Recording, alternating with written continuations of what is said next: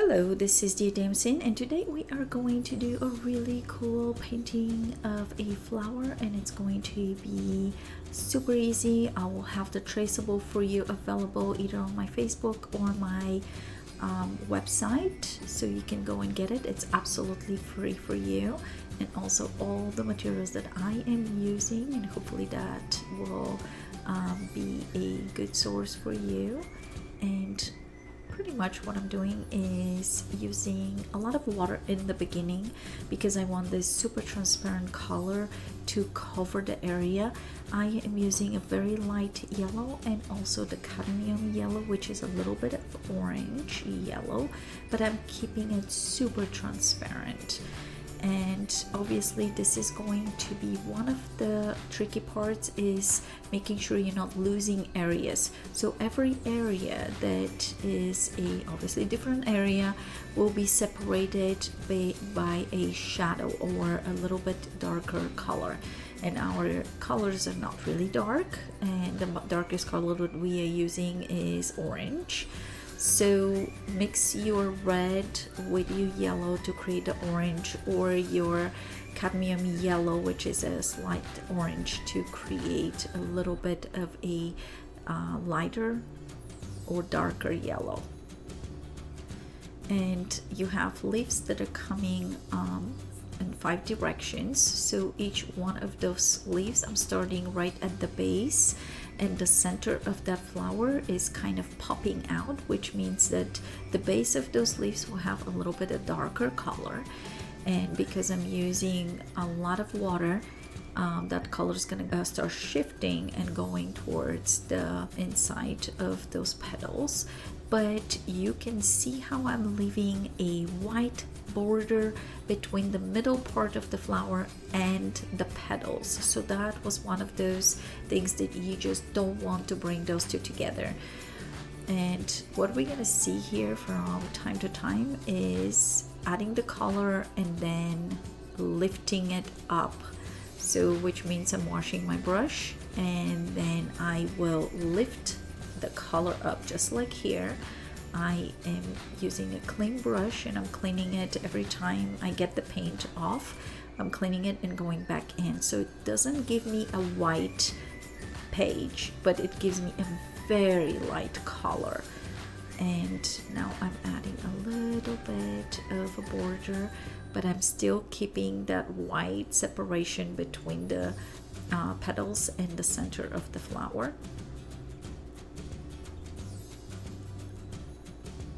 Adding more water on the petals so you can add a little bit more color there. For the background, we're gonna do much darker color, so it's a bluish purplish color, and I'm mixing magenta and blue, and just creating parts that are more blue, parts that are more purple, and that will really emphasize on the flower and push it forward because we're creating a shadow, and also it's going to make that darker areas in the flower very visible.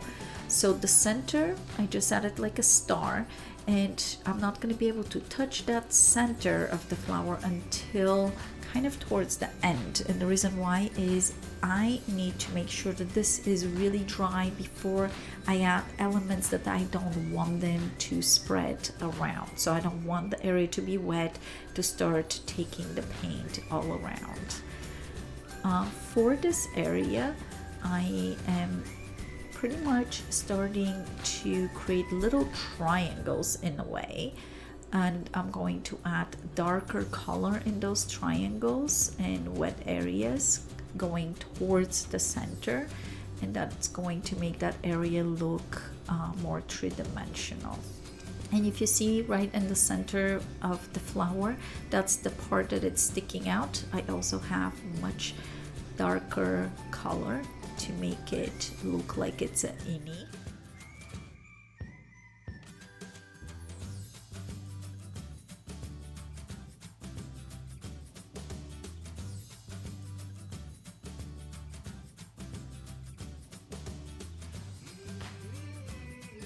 Concentrate on your shadows.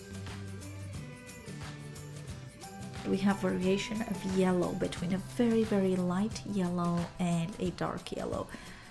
So let's see, am I ready for this area? Nope, not yet. Still wet, so I'm going to wait.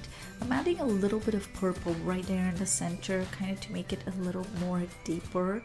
So standing this area out a little bit more, and also by me adding a little bit darker in the background, a little bit more darkness, that will make it pretty much give it emphasis on the flower. And now if you see those darker triangles going from that center part going in, so this is very visible and also makes it look more three-dimensional. You don't have to have that reddish color on the background. I honestly feel like I'm overdoing it right here, but I'm waiting for that center to dry so I can add my last little piece in the center to make that star pop out. And the only way to do that is add a little bit of shadow, and adding a little bit of purple, very transparent, unnecessary, but again, I'm just waiting, so I'm just playing around. And let's try, and it's working. So I'm gonna go for it and adding a few little shadows. And if you see, this looks almost like a little V shapes on the two sides of the star, and the front of the star, that star is upside down, but there is two triangles, very pointy triangles. And pretty much that's it. You can stop right here and leave it alone, or you can add more details and play around. But I hope you enjoyed this video, and if you did, don't forget to subscribe and click that notification bell to get notifications for my future videos. Happy painting! Bye!